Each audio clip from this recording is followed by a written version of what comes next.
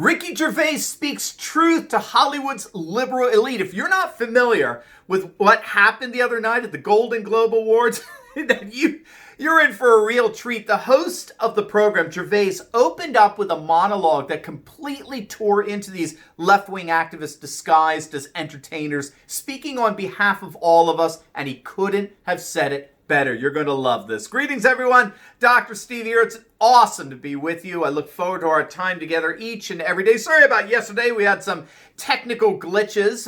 We're up and running today. So if you're new here and you're sick of all this total and complete crap that actually passes as news coverage today, if you're annoyed and pissed off at all the liberal globalist nonsense that's out there, then you have found your oasis here. This channel is your daily white pill that reports on all the events throughout the world that signal the demise of a globalist world order and the unstoppable rise of a new conservative age. So if you haven't already done so, make sure to smack that bell and subscribe button. It'll be an absolute privilege and honor to have you here with us each and every day as we analyze current events in light of super awesome conservative trends so you can live in the present light of even better things to come. So let's start with our video chat question of the day. What would you have said to the Hollywood elite there that Ricky Gervais didn't? Let us know in the comments below. That should be for some interesting reading. What would you have said to the Hollywood elite gathered together for the Golden Globe Awards that Ricky Gervais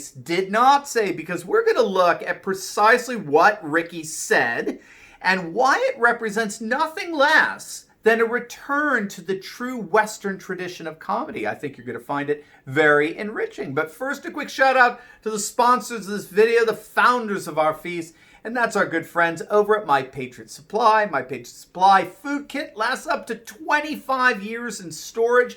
It includes breakfasts, lunches, and dinners.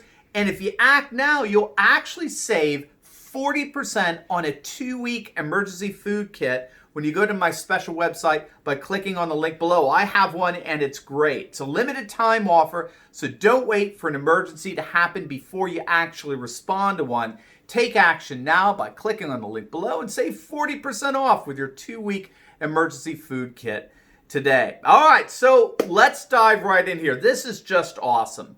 The British comedian Ricky Gervais, he hosted the annual Golden Globes Awards the other night. I think it was Sunday night, which of course involved a gathering of the who's who of Hollywood's elite in none other than posh Beverly Hills. And if that crowd thought they had an ally in their midst, they had another thing coming. His opening monologue took shots at all the sacred cows sitting in his midst. So for example, Apple CEO Tim Cook was there in the audience because Apple has now entered the entertainment industry. And so Ricky just went straight for the jugular there, sort of his initiation, Apple's initiation to this. So he said about the Apple Corporation, Apple roared into the TV game with The Morning Show, which is a superb drama about the importance of dignity and doing the right thing, made by a company that runs sweatshops in China, okay?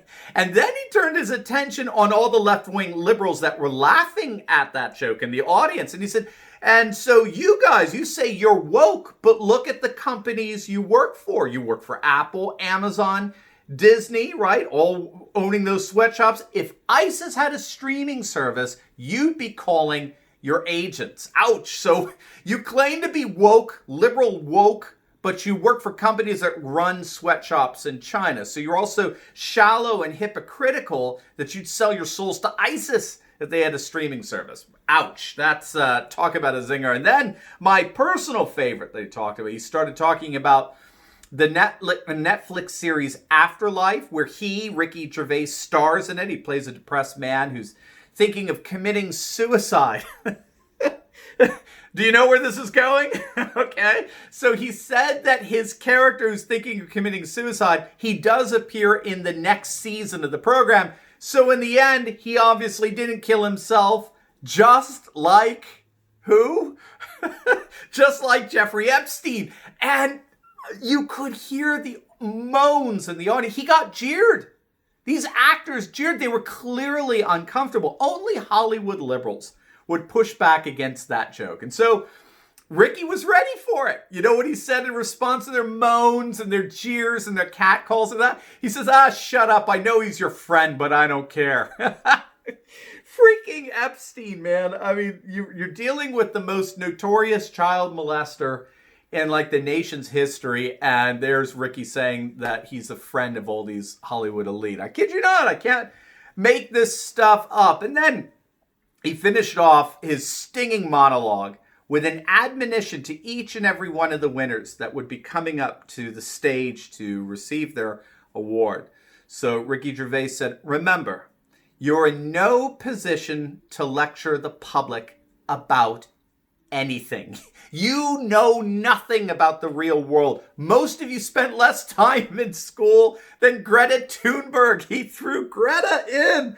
He made a Greta joke. You want to freak out left-wing liberals, just start mocking Greta Thunberg. But he went on, okay? So you know nothing about the real world. Most of you spent less time in school than Greta Thunberg. So if you win, come up, accept your little award tonight. Come up, accept it, thank your agent, thank your God, and then F off. Nobody cares about your views on politics or culture. And to that, we all stand and say amen and amen. Now, frankly, that was speaking truth to power. Okay, what Ricky Gervais did was he spoke truth to power, and that's precisely what comedy ought to do. We talked about this in our video on the comedian Dave Chappelle and his mocking of political correctness. You definitely want to check out that video by clicking on the link above, and I'll also include it in a link down below for you as well in the pinned comment section. But really, historically speaking, Western civilization has envisioned comedy as a profound means of cultural critique. So for example, if we go back to ancient Greece, we find that comedy sought to address the political and social issues of their day with very whimsical critique and satire. The neat thing about classical comedy is the keen insight that it gave to society. One of my favorite examples is the play by the Greek playwright Aristophanes. It's called Lysistrata, okay? And what Aristophanes does in this play is he critiques in a very humorous and insightful way the ancient Greek notion that women were sexually unbridled, undisciplined. And the idea here is that women were generally uneducated, and so they were generally believed to never have learned to discipline their passions. They were unstrained and sexually promiscuous by nature. And so what's neat is that this comes out in the play Lysistrata. Aristophanes actually critiques this notion about women in the play, since all the women in the play go on a sex strike. You see, the occasion is the Peloponnesian War, and the women wanted the war to end. And so in order to end the Peloponnesian War, the women of the various city-states throughout ancient Greece, they all went on a sex strike against their husbands. They refused to have sex with their husbands until the husbands agreed to stop fighting. And they were successful. All the men stopped fighting because it was the men who couldn't ultimately control their sex urges, while the women demonstrated remarkable sexual restraint throughout the play. So, as it turns out, it's the men with the unbridled passions. You see, Aristophanes flips it on its head. Classical comedy imaginatively employed irony and satire to make profound social commentaries on their world and their society. Now, if we take a step back here, right, of what happened over the weekend, we'll notice that that's precisely what Ricky Gervais did at the Golden Globe Awards. He mocked and satirized Hollywood culture, and particularly our entertainment elite. Did you notice, and this is key, and I think he knew this going in, they didn't like it.